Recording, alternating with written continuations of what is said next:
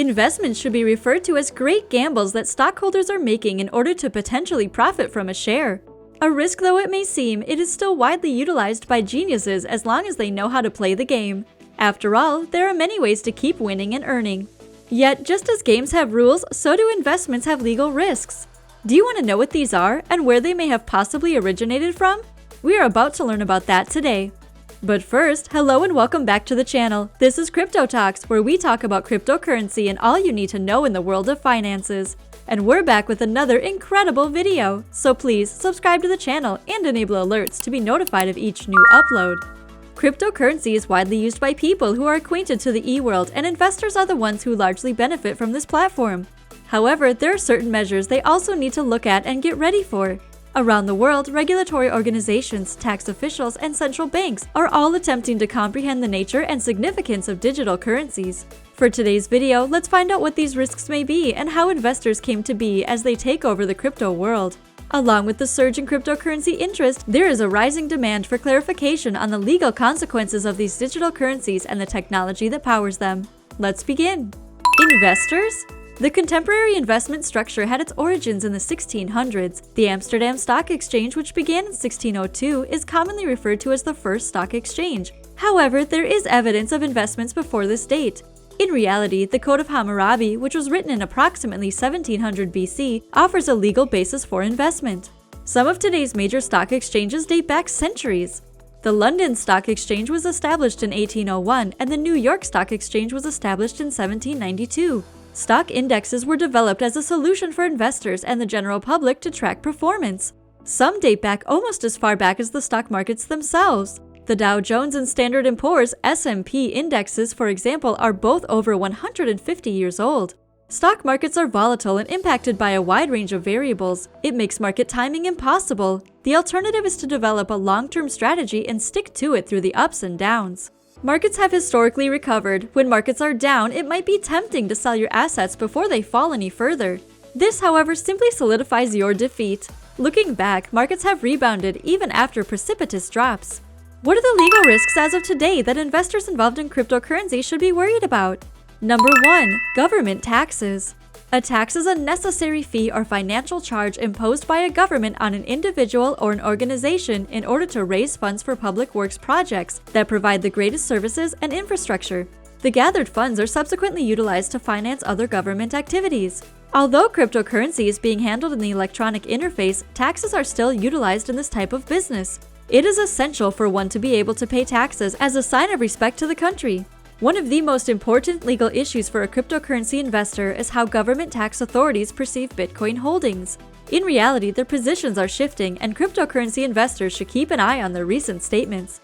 Number 2. Capital gains. A capital gain is an increase in the value of a capital asset that is realized when the asset is sold.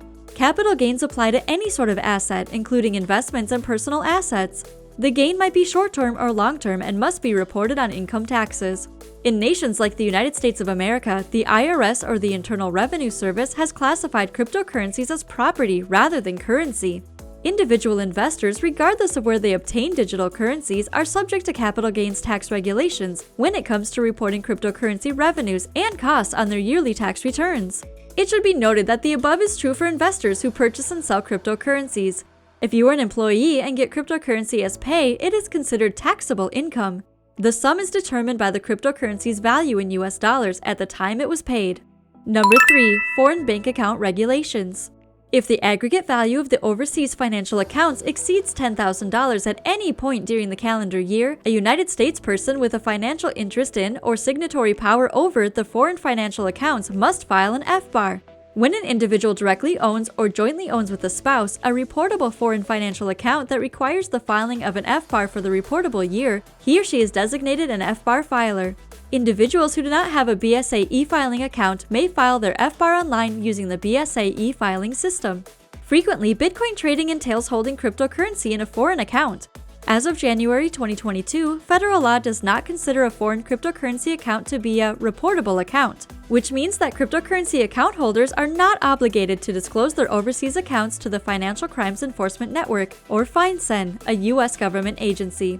This is FinCEN Form 114, commonly referred to as an FBAR, for Foreign Bank Account Report, and it must be completed by holders of significant foreign accounts.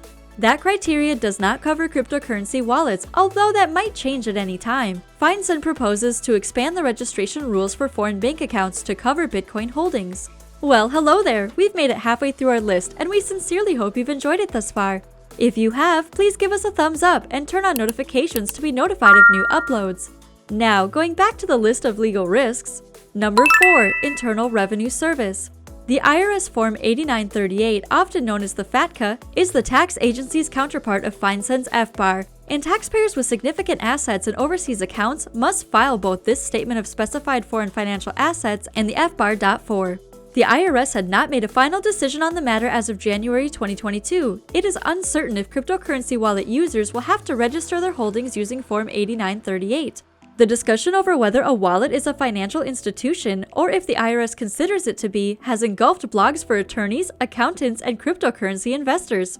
When it comes to file your taxes, at the absolute least, consult a tax professional who is knowledgeable about Bitcoin.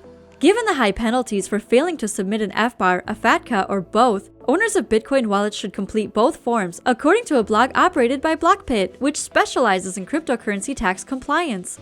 Infractions are penalized by a $10,000 fine or half the account value, as well as criminal penalties. Number 5. Without central authority. The value of digital currencies is fully determined by the value assigned to them by other owners and investors. This is true for all currencies, digital or fiat.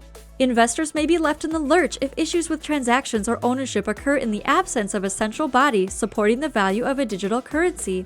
Another possible danger linked with cryptocurrencies due to their decentralized nature is the specifics of transactions.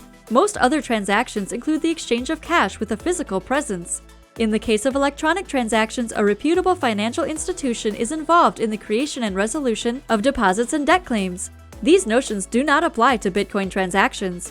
Legal ambiguity between parties in various sorts of digital currency transactions is a serious potential as a result of this basic difference. Again, the road to legal remedy in these cases might be difficult to predict due to the decentralized nature of digital currencies. Number 6. Registration and licensing.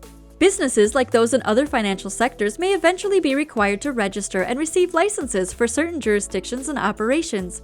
However, because of the complicated and developing legal position of digital currencies, this sector is substantially less apparent for enterprises engaging in the Bitcoin market. Companies that solely accept cryptocurrency, for example, may not be required to register or get permits at all. However, depending on their jurisdiction, they may be obliged to submit to particular considerations. The onus is on business owners and managers to ensure that correct legal processes for their activities are followed at both the municipal and state levels. Number 7. Fraud money and legalizing.